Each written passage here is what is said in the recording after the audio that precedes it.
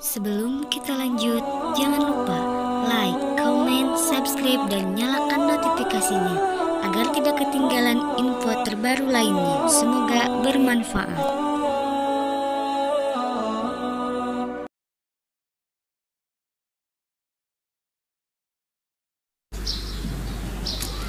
Lalu dia memasang tabir yang melindunginya dari mereka. Lalu kami mengutus roh kami, Jibril, kepadanya. Maka dia menampakkan diri di hadapannya dalam bentuk manusia yang sempurna. Nah, ibu lihat, Maryam itu sendiri, bu, mengasingkan diri. Tiba-tiba datang laki-laki. Dia tidak tahu kalau laki-laki ini malaikat Jibril yang berbentuk manusia, bukan wajah aslinya. Maryam itu ketakutan luar biasa. Tapi dia takutkan orang lewat Allah. Kalau kamu betul-betul bertakwa, katanya, kamu gak mungkin kemari karena aku sendirian. Dia nggak tahu yang datang itu Jibril, tapi berbentuk manusia yang menutupkan roh dari Allah. Ini yang selalu dikatakan orang Nasrani. Kenapa sih umat Islam tidak mau beriman kepada Yesus? Dia kan roh Allah. Semua roh kita ini dari Allah, bukan hanya Isa. Betul?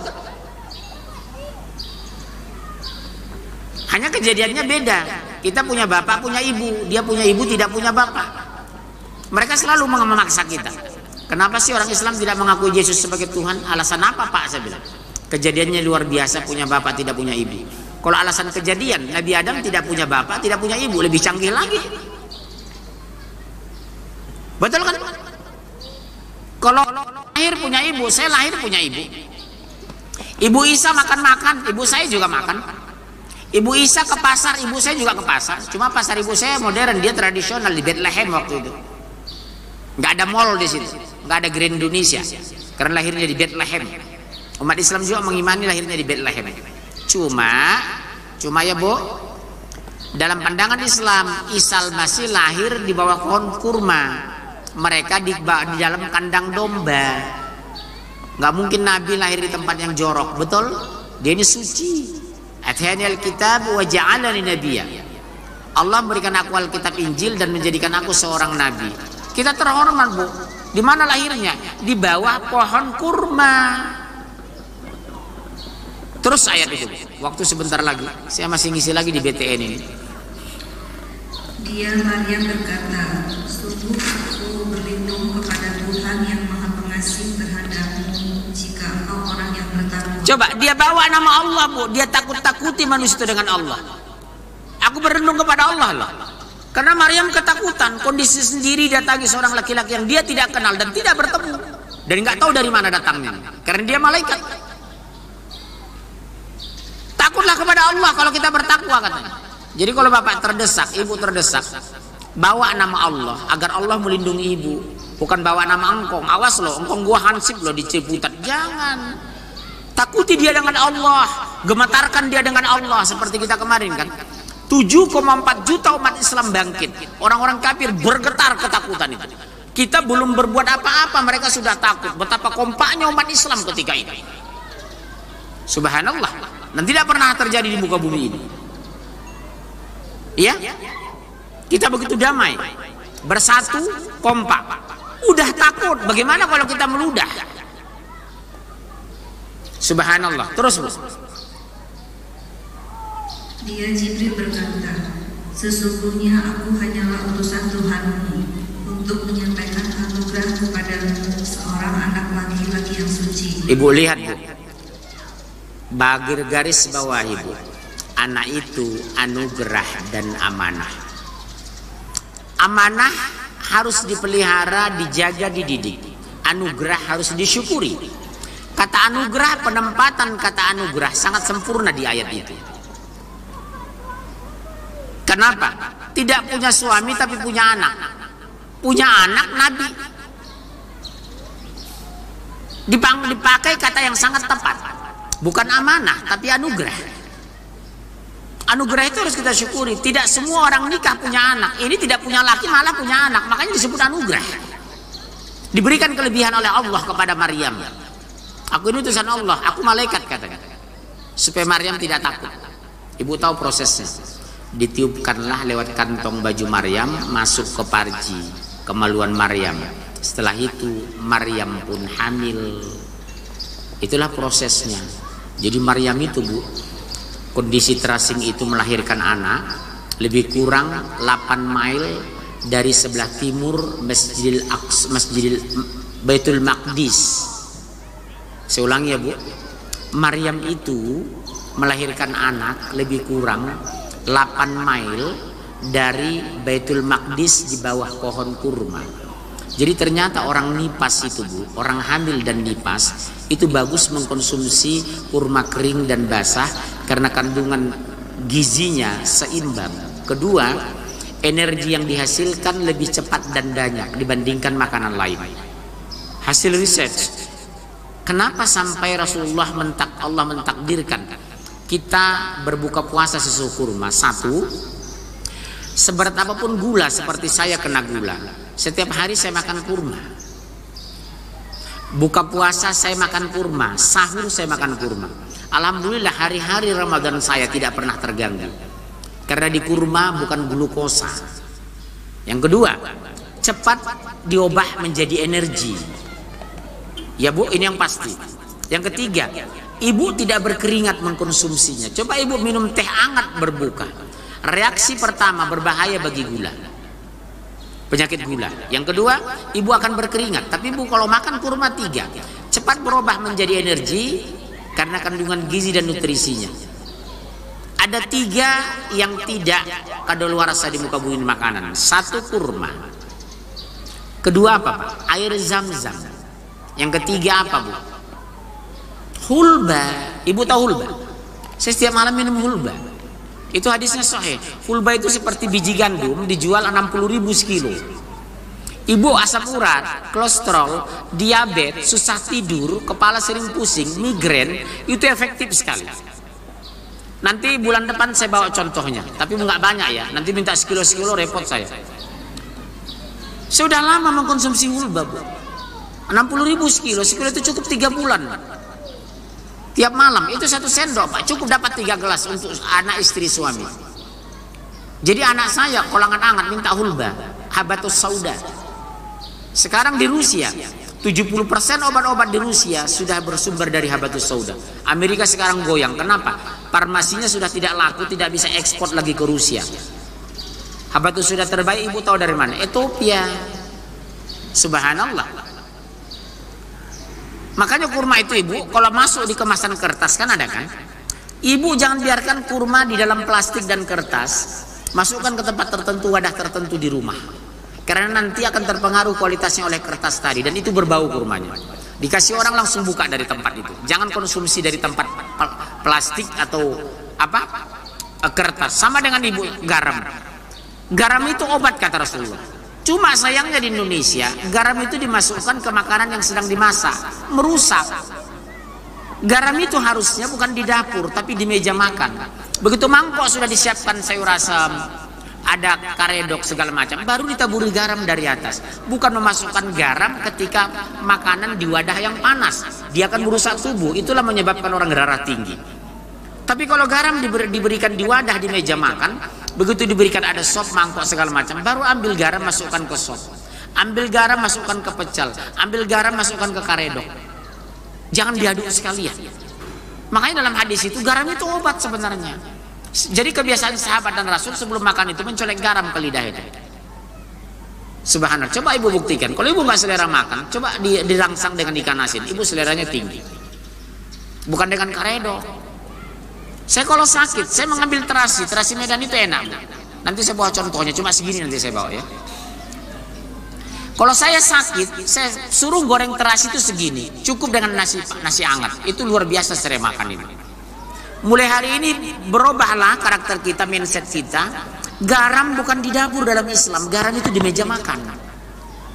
Begitu masak sop selesai, sayur lodeh selesai, sayur asam selesai, ambil garam baru masukkan. Jangan proses garam ketika pemasak memasak itu garam dimasukkan. Itu merusak tubuh. Dan di Indonesia kenapa sering bilang makan garam dikurangi? Karena kesalahan penggunaan garam. Dimasukkan ketika proses memasak makanan, bukan setelah makanan itu masak dan dingin. Itu harus ibu-ibu robah mulai besok. Besok saya cek rumah ibu, dapur masih ada nggak garam? Pindahkan ke meja makan. Jadi banyak hadis-hadis ini yang ilmiah kita tinggalkan. Contoh, kita dianjurkan makan buah dulu baru makan, betul kan? Di Indonesia makan dulu baru makan buah. Dinetralisir dulu usus itu dengan buah, pencernaan sudah bagus, baru masuk nasi karena usus akan bekerja keras. Kita lain makan nasi C tambah C baru buah setengah ember, hancur usus. Dia tekan makanan itu. Subhanallah. Jadi saya setiap hari begitu Bu. Pagi-pagi yang saya temukan Nabi subuh tahu Bu, makan pepaya, melon, buah naga. Udah seperti tadi. Habis subuh jam 6 saya makan itu, jam 8 baru sarapan. Jam 6 saya sudah sampai di sini tadi. Dari rumah saya jam 5 tadi. Ibu belum bangun, saya sudah di masjid ini jam 6 tadi. Subhanallah. Makanya Bapak lihat, saya bilang penyakit saya 5 ya. Asam urat, kolesterol, diabetes, mah. Satu lagi sampai lupa saya karena banyak. Tapi Bapak lihat wajah saya sekarang, masih fresh kayak Aliando, betul kan? Subhanallah. Saya berangkat pagi pulang malam loh Bu, jam 5 ini. Insya Allah jam 11 malam baru selesai acara saya. Hari ini 4 putaran. Tapi alhamdulillah saya syukuri. Apa yang kita bangun sekarang? Pola makan. Garam jangan dimasukkan dalam proses memasak. Masak mie bumbunya jangan dimasukkan ke wadah. Makan pakai tangan kanan dan jari 3. Minum jangan tangan kiri. Kalau turun dari bis jangan kepala dulu, kaki dulu. Jadi ada peraturannya. Insya ini Bu di hotel coba makan berdiri itu berisiko. Tugas usus terlalu berat. Dia tidak menahan. Dia bekerja tapi tidak menahan. Ketika kita duduk, dia ditahan, ususnya bekerja sempurna. Lambung itu menampung, prosesnya sempurna. Sebenarnya makan di meja makan nggak boleh dalam Islam ini. Duduk. Setelah diriset sangat menguntungkan. Duduknya seperti ini. Ya? Makannya begini selama ini. Kita kan malu, deso kayak orang Garut gitu. Iya, Islam itu begini. Makanya Nabi Rasul jarang sakit. Seumur hidup Rasul sakit cuma sekali, 3 hari menjelang meninggal demam panas. Kita tiap hari sakit karena salah makan. Jadi gantung Bu usus kita itu duduk itu. Jadi begini. Subhanallah, betapa mulianya Islam. Sahabat saya orang Amerika, dia baru masuk Islam, dosen di Jakarta. Begitu makan, langsung persis kayak Rasul. Jadi habis sholat Ibu, biasakan berduduknya begini Bu. Bisa? Berarti ada masalah. Ada masalah Ibu kalau nggak bisa begini. Bisa? Minimal 15 menit. Atau kalau sholat sunnah, jangan begini Bu, tapi begini. Rabbi ufirli warhamni wajburni warfa'ni warzuqni wahdini wa'afini wa'fu anni. Saya udah terbiasa begini, enak Bu nih. Habis sholat begini 15 menit sambil berzikir. Kalau ulama di Mesir, Yordania, zikir mereka begini. Ibu lihat Mesir itu. Ulama itu duduknya begini. Ini duduknya Nabi Daud ini. Ini bagus sekali Bu. Duduk begini penyembuhan segala penyakit, duduk begini discovery, pemeliharaan kesehatan. Nih, Ibu bisa? Coba deh, coba. Kalau nggak bisa saya pulang, coba dulu. Gini, bisa kan? Nggak apa-apa, 5 menit dulu. Seminggu 5 menit, 15 menit, 20 menit. Saya sekarang 1 jam juga kuat begini, nggak ada masalah. Iya sakit ya. Apalagi Bu begini kali ya. Ini duduknya ulama ini. Nabi Daud duduk yang paling senang seperti ini. Enak sekali Bu. Ke jantung paru-paru paling pas ini. Subhanallah. Nah, biasakan cara duduk, cara bangun, cara bangkit. Jadi Ibu bangun tidur, jangan langsung berdiri, duduk, langsung berdoa. Siapa yang berdoa setelah bangun tidur, ku kabulkan, kata Allah. Subhanallah. Duduk dulu pinggir tempat tidur. Maaf, saya kasih contoh gini. Duduk berdoa. Bisa bahasa Arab, bisa bahasa Indonesia. Dah 3 menit baru berdoa. Habis itu Ibu kamar mandi, berwudu segala macam. Ya. Subhanallah. Itu sudah saya coba bertahun ini. Alhamdulillah sekian tahun saya sudah tidak pernah melihat rumah sakit. Dulu setahun 3 kali saya opnam. Satu opnam 40 juta. Sejak saya praktekkan cara duduk, cara makan, subhanallah. Ramadan nyaris tidak haus, sehari bisa 4 tempat saya ngomong, kali 1,5 jam, 6 jam, nyaris tidak pernah kering tenggorokan. Ibu tahu mengkonsumsi apa? Labu panjang, labu air kalau orang Medan bilang. Ternyata makanan yang paling disenangi Rasulullah itu labu. Makanan yang masuk, bo. Yang kedua, ibu jangan takut makan nasi padang. Syaratnya ada. Setiap makan nasi padang, coba apa orang Padang yang cerdas atau nggak tahu saya? Mereka lampirkan daun singkong dengan timun. Timun itu menetralisir kolesterol.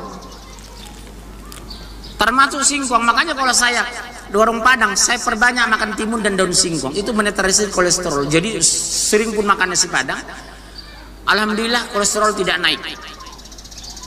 Karena orang sering menakut-nakuti, oh bu saya nggak bisa paling tidak sekali sebulan maksimal makan nasi padang. Saya tiap hari nggak ada masalah.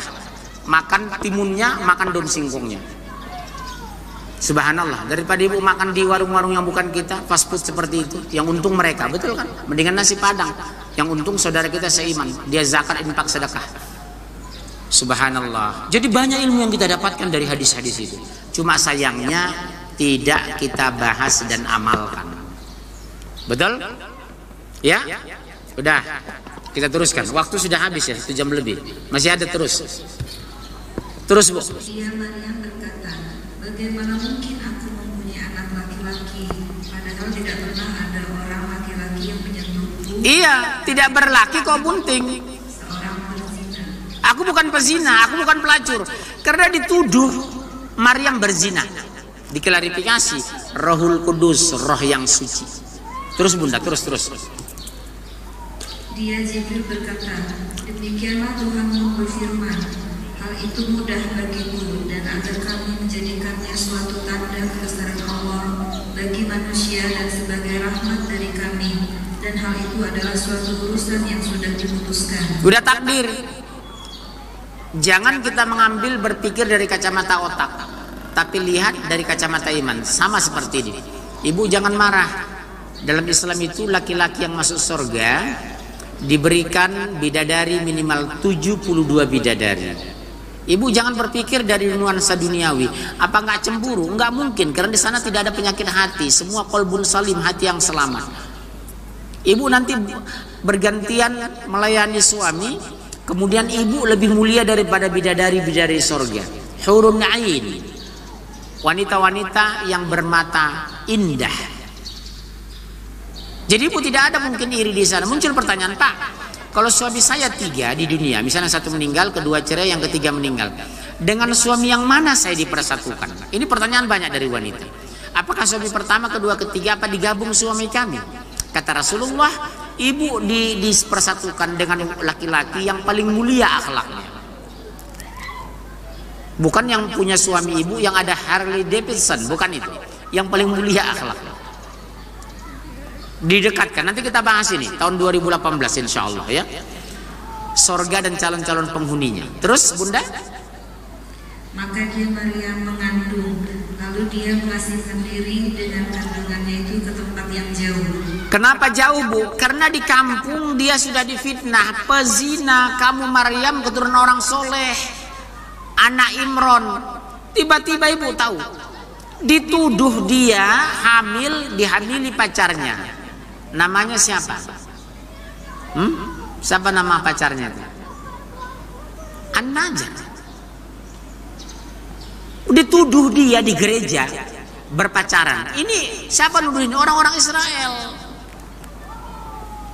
Udah difitnah dia, wajar dong hamil kata orang Israel waktu itu. Dia berpacaran di gereja.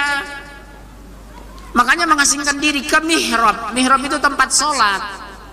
Yusuf An-Najah. Itulah pacarnya yang dituduh itu. Pacar Maryam, Yusuf An-Najah. Dikatakan mereka berzina di gereja. Di tafsir itu jelaskan seperti itu. Makanya karena dia bergeser, meninggalkan kampungnya. Makanya sampai 8 mil dari Baitul Maqdis. Terus